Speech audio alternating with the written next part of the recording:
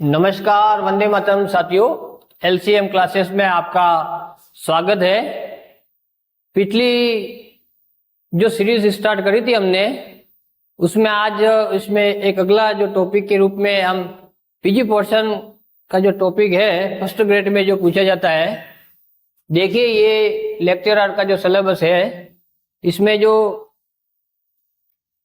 PG portion का जो topic है पोस्ट ग्रेजुएशन स्टैंडर्ड्स में लीनियर अलजेब्रा, इस लीनियर अलजेब्रा को आज हम स्टार्ट करने जा रहे हैं, जिसमें हम आज का जो हमारा टॉपिक रहेगा वो वेक्टर स्पेस रहेगा। आज वेक्टर स्पेस और सब स्पेस, इन दोनों के बारे में हम डिस्कशन करते हैं। जैसा कि इसके पहले जो क्लासें हुई उसमें हमने रियल एनालिसिस और अलजेब्रा जो है वो पूरा कंप्लीट कर चुके, ग्रेजुएशन पोर्शन वाला। आज हम लीनियर अलजेब्रा जो है स्टार्ट कर रहे हैं। इसमें एक चीज और आपको बताना चाहूंगा कि इसके साथ साथ अल्टरनेट क्लासेस वो डिफरेंशियल इक्वेशन की चलती रहेगी। एक जो टॉपिक है लीनियर अलजेब्रा, ये केवल फर्स्ट ग्रेड में पूछा जाता है। डिफरेंशियल इक्वेशन जो है वो दोनों में, सेकंड ग्रेड फर्स्ट ग्रेड दोनों में पूछा जाता है। तो अल्टरनेट क्लासेस चलती रहेगी। एक क्लास लीनियर अलजेब्रा की होगी, एक डिफरेंशियल इक्वेशन की होगी।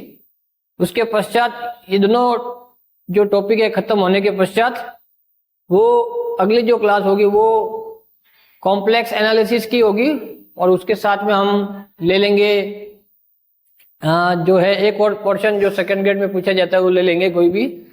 इस प्रकार से हम आगे बढ़ते रहेंगे। अब चलिए स्टार्ट करते हैं। Linear algebra, vector space. अब हम सबसे पहले वेक्टर स्पेस क्या होता है उसके बारे में हम समझेंगे। उसके पश्चात उसके एग्जाम्पल के द्वारा उसको समझेंगे। उसके पश्चात वेक्टर सब स्पेस, इसके बारे में हम डिस्कशन करेंगे। अब वेक्टर स्पेस सदिश समष्टि है, जिसको बोलते हैं हिंदी में, कि माना एफ प्लस डॉट एक फील्ड है तथा वी एक अरिक्त समुच्चय है। जो एफ एक फील्ड है, फील्ड क्या होता है वो सब पहले पढ़ चुके अपन,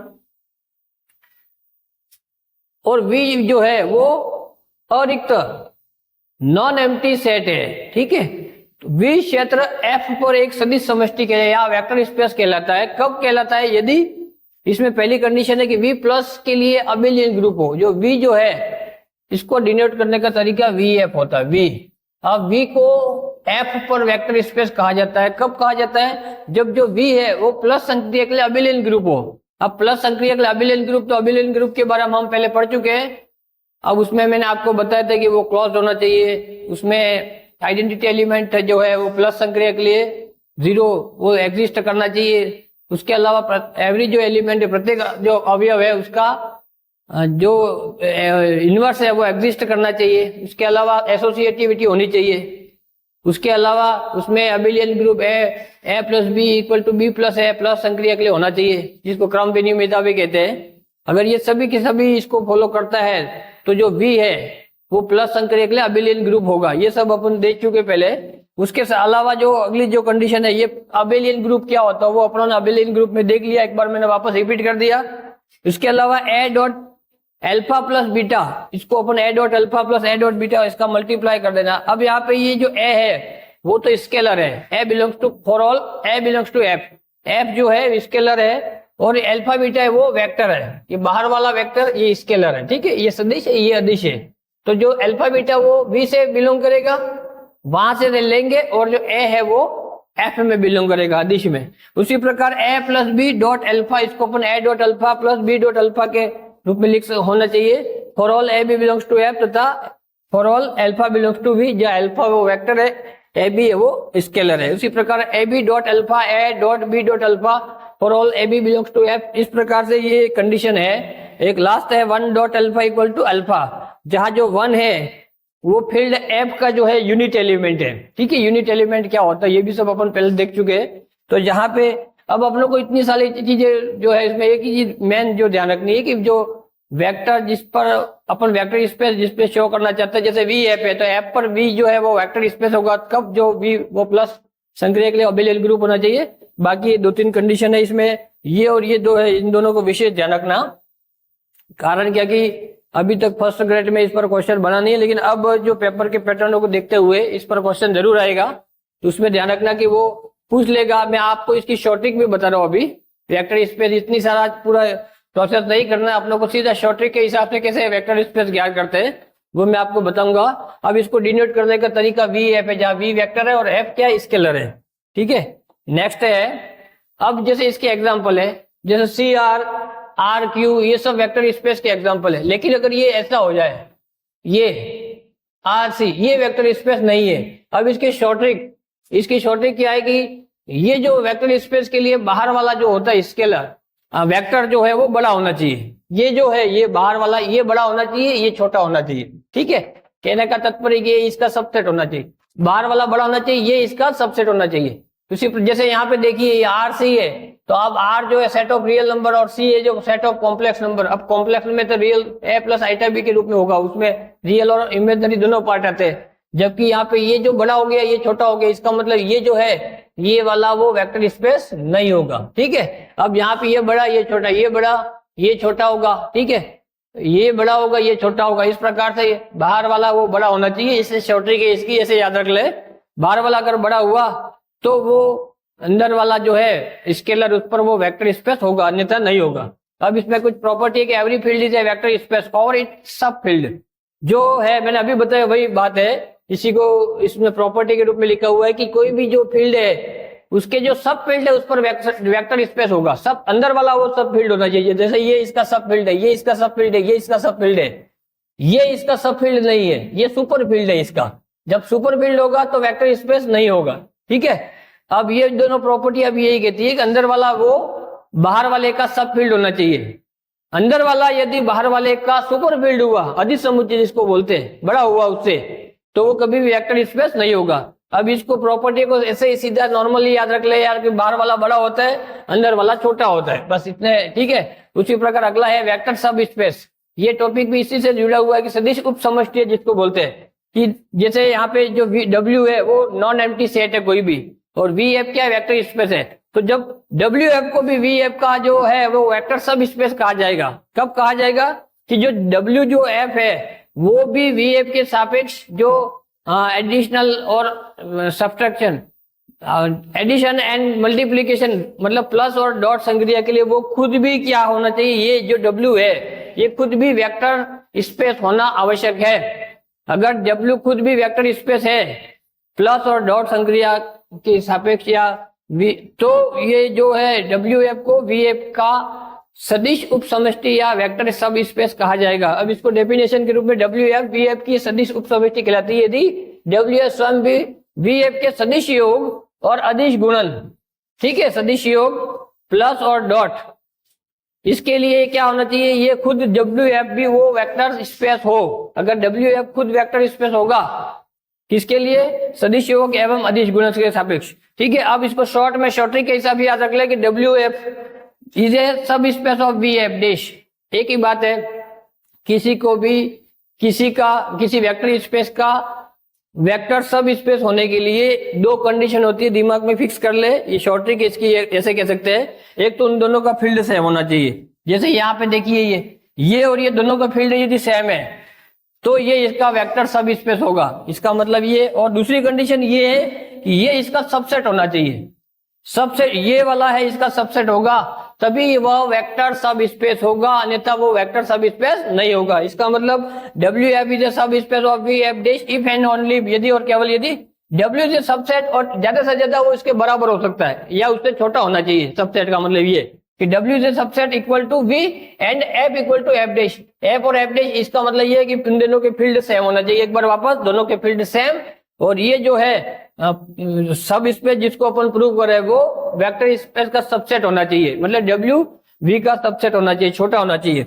उसी प्रकार आर की से नॉट सबसेट, देखो यहाँ पे ध्यान से ये दोनों एग्जांपल के द्वारा आर क्यू और ये सी आर ये दोनों सबसेट, ये सब स्पेस नहीं है। क्यों वेक्टर सब स्पेस नहीं है, क्यों, क्योंकि देखिए यहाँ पे ये क्यू है और ये आर है। अब ये दोनों के जो फील्ड है वो नॉट सेम, ठीक है। भले आर जो है वो सी का सबसेट तो है, ये कंडीशन तो प्रूव कर रहा है, लेकिन क्यू और यहां से आर है ये दोनों फील्ड नहीं है, not same field, not same field नहीं है, ठीक है। Field not same, field not same ऐसे भी कह सकते हैं, फील्ड नॉट सेम इस प्रकार से भी कह सकते हैं। इसका मतलब दूसरी कंडीशन के हिसाब से ये जो आर क्यू है वो सी आर का सब स्पेस नहीं होगा। ठीक है, अगला है सब स्पेस इन आर। अब छोटी छोटी चीजें जो आगे ध्यान रखना है, थोड़ा सा अपन आगे चल रही है क्योंकि टॉपिक इससे रिलेटेड था इसलिए बता दिया।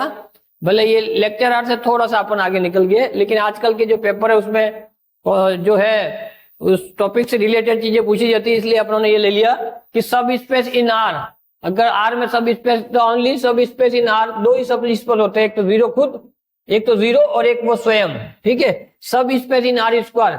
अब आर स्क्वायर में सब स्पेस तीन होते हैं, एक तो जीरो जीरो, ठीक है, एक आर स्क्वायर और एक कोई भी लाइन जो पासिंग थ्रू ओरिजिनल, क्योंकि उसके जो मूल बिंदु है जीरो जीरो उससे पास होने वाली कोई भी रेखा लाइन। ठीक है, ये तीनों है वो इसके सब स्पेस होंगे किसमें, आर स्क्वायर में। सब स्पेस इन आर स्क्वायर में तीन सब स्पेस होते हैं, एक तो जीरो जीरो, एक आर स्क्वायर स्वयं और एक कोई भी लाइन जो कि हॉरिजन से पास हो रही है वो वाले। अब इसके क्वेश्चन से समझते ये क्या समझ चीजें हैं कि which of the following is R subspace of R square. ठीक है, कि आर स्क्वायर में कोई भी जो है वो सब स्पेस कौन कौन सा होगा। जैसे पहला दे रखा है ये, दूसरा ये ऑप्शन से दे रखा, बहुत ही मात्र 5 सेकंड का क्वेश्चन है लेकिन कॉन्सेप्ट समझ में आना चाहिए। अब जैसे ये सब स्पेस नहीं होगा क्योंकि जब इसको हॉरिजॉन्टल से पास कराएंगे, जैसे जब एक्स और वाई का मान जीरो जीरो रखेंगे तो 0 + 0 = 1, ये गलत है। यहाँ पे देखिए जब एक्स और वाई का मान हॉरिजॉन्टल से पास कराएंगे तो एक्स और वाई का मान 0 रखोगे तो 0 + 0 = 2, ये भी गलत है। यहाँ पे देखिए जब एक्स वाई का मान 0 रखोगे तो 0 + 0 = 0, ये पास हो रही है, इसका मतलब ये ऑप्शन करेक्ट हो गया। इसका मतलब इसमें से कौन सा सब स्पेस जो है वो ऑफ आर स्क्वायर का कौन सा सब स्पेस है। अब सब ये बताया था, देखो any line passing through the origin से पास होने वाला है, मतलब 0 0 इसमें रख देना एक्स और वाई की जगह। यदि लेफ्ट और राइट साइड दोनों बराबर है इसका मतलब वो उससे पास हो रही है रेखा जो लाइन है। ठीक है, x + by = जो 0 रूप का है ये रेखा।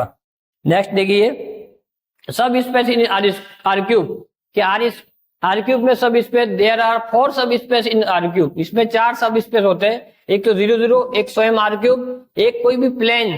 ठीक है, क्योंकि ये 3 डायमेंशनल है, एक्स वाई जेड 3 अक्ष है, तो any plane passing through origin, कोई भी जो समतल है या प्लेन है जो कि ओरिजिन से पास हो रहा है, जो मूल बिंदु 0 0 से पास हो रहा है। और अगला है any line passing through origin, कोई भी जो रेखा है वो ओरिजिन से पास होने वाली।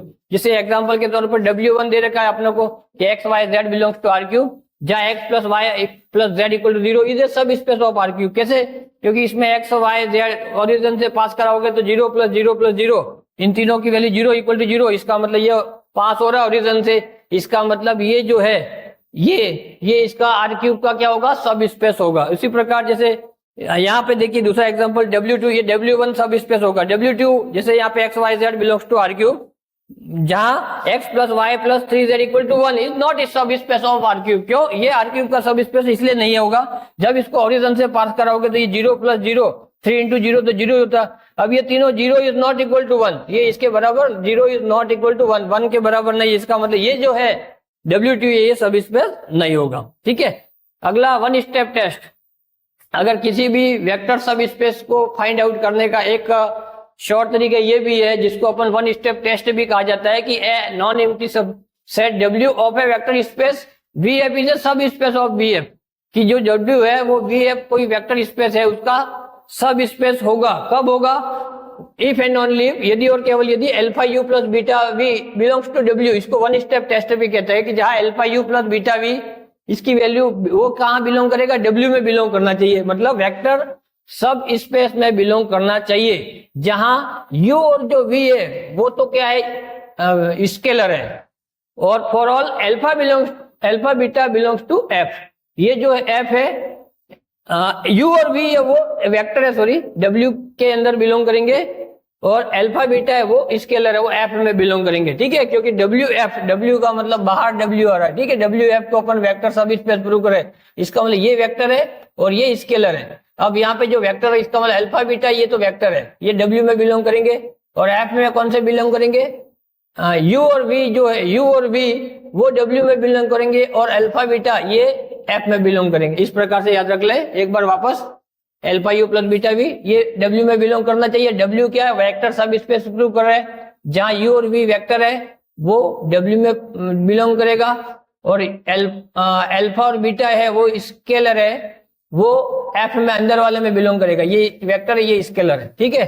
और ये पूरा पूरा alpha U plus beta we है, वो किसमें, डब्ल्यू में बिलोंग करना चाहिए, इसका अवयव होना चाहिए। जैसे इसको क्वेश्चन से समझते हैं कि consider the real vector space V equal to R cube, consider the subset S T और 3 दे रखे, एस टी और डब्ल्यू 3 दे रखे, तो which of the following is correct, इसमें से कौन सा करेक्ट सही है कि S T and W are subspace, ये तीनों की तीनों सब स्पेस है, या दूसरा है only S and W are सब स्पेस, ठीक है। अब यहाँ पे अपने को दो तरीके, जैसे प्रकार के क्वेश्चन को सोल्व करने के, सब स्पेस वाले क्वेश्चन को सोल्व करने के दो तरीके, एक तो ओरिजिन से पास करवा दो, अगर वो ओरिजिन से, जैसे यहाँ पे ये 0 0 दे रखा लेकिन नॉट इक्वल टू 0 है। दूसरा तरीका वन स्टेप टेस्ट से। अब वन स्टेप टेस्ट क्या कहता है, alpha U plus beta V W में बिलोंग करना चाहिए, ठीक है। अब ये अगर डब्ल्यू में बिलोंग करेगा तो अपन कह देंगे कि ये जो है वो वेक्टर सब स्पेस है। अब ध्यान से देखिए यहाँ पे कि जैसे एक्स वाई दोनों की वैल्यू 0 है, अब अपना जो है ये वाला कॉन्सेप्ट लगा इसमें, alpha U plus beta V. अब अल्फा यू का मतलब ये वाला, ये 0 है, plus beta V, beta into V, V की वैल्यू भी 0, इसका मतलब पूरा पूरा 0 हो जाएगा और इक्वल टू 0 0 के बराबर आ रहा है, ठीक है। अब यहाँ पे ये जो है वो 0 में बिलोंग, ये भी 0 आ रहा है, इसका मतलब ये इसका अवयव हो गया, ठीक है, एस का। इसका मतलब एस जो है वो वेक्टर सब स्पेस होगा। अब इसको इस प्रकार से भी कर सकते हैं कि x1 प्लस x1 y1 और z1 दो ले लो, एक x2 y2 z2 ले लो, तो पहला रिलेशन बनेगा 0 के बराबर है x का मान, तो इसका मतलब x1 plus y1 plus z1 equal to 0 होगा।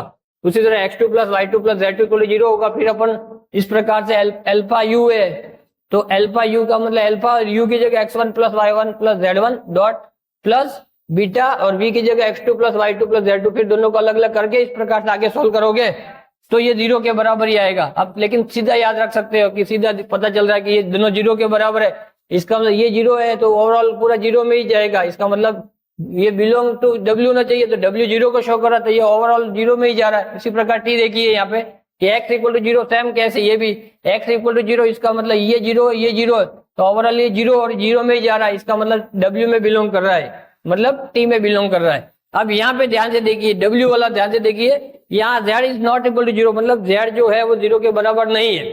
अब जब तुम नॉट इक्वल टू 0, इसका मतलब वो प्लस भी हो सकता है अब और माइनस भी हो सकता है। अब जैसे मैंने एक ऐसा ले लिया कि u का जो मान है, सपोज करो मैंने u का मान 2 ले लिया, सपोज करो मैंने u का मान 2 ले लिया और ये 2 अल्फा हो गया, और मैंने v का जो मान है -2 ले लिया, ठीक है, और बीटा को भी मैंने अल्फा का इक्वल दोनों को बराबर ले लिया, तो इसका मतलब जब दोनों को यहाँ पे माइनस करोगे या alpha U plus beta we करोगे तो ये plus alpha U plus beta we करोगे तो ओवरऑल इसकी वैल्यू 0 हो जाएगी, जबकि यानी नॉट इक्वल टू 0 होना चाहिए, मतलब 0 के बराबर नहीं होना चाहिए, जबकि यहाँ पे 0 के बराबर आ रहा है। इसका मतलब ये डिसाइड अपन नहीं कर सकते कि यदि z नॉट इक्वल टू 0 है तो alpha U plus beta we वो भी नॉट इक्वल टू 0 है, ऐसा आवश्यक नहीं है, वो 0 भी हो सकता है।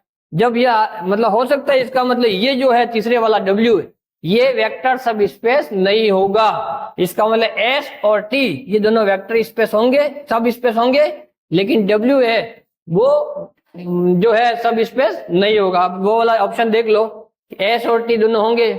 अब ये तो गलत हो गया, s और w कह रहा है, ठीक है, ये देख लिया only t and w, t और w ये भी गलत है, s t एंड w तीनों सही, ये भी गलत है, ओनली s एंड t बिल्कुल सही है, ये s होगा और t होगा, ये सब स्पेस होंगे, लेकिन w वो सब स्पेस नहीं होगा, only s and t are subspace. इसका मतलब ये सही है कि s और t है वो दोनों वेक्टर सब स्पेस होंगे, ठीक है। इस प्रकार से जो है अगला जो प्रॉपर्टी है इसकी कुछ वेक्टर सब स्पेस की कि intersection of any number of subspace of a vector space V is always subspace, मतलब एक वेक्टर सब ये w1 और w2 दोनों वेक्टर सब स्पेस है, तो उनका जो इंटरसेक्शन है ये भी वेक्टर सब स्पेस होगा, ठीक है। उसी प्रकार w1 और w2 ये दोनों वेक्टर सब स्पेस है, तो इनका जो यूनियन है यह आवश्यक नहीं है, ठीक है। यूनियन ऑफ टू सब स्पेस आल्सो है सब स्पेस, कब होगा ये यूनियन सब स्पेस, ये w1 यूनियन w2 वेक्टर सब स्पेस केवल एक ही कंडीशन में हो सकता है, जब w1 या तो w1 इसमें कंटेन करेगा w2 में, ठीक है, या तो यूं ये w1 है इसमें कंटेन करना चाहिए, w2 है, ये w1 w2, या तो ये होगा या w2 is a subset of w1, या उल्टा कि w2 ये w2 है तो ये w1 हो गया,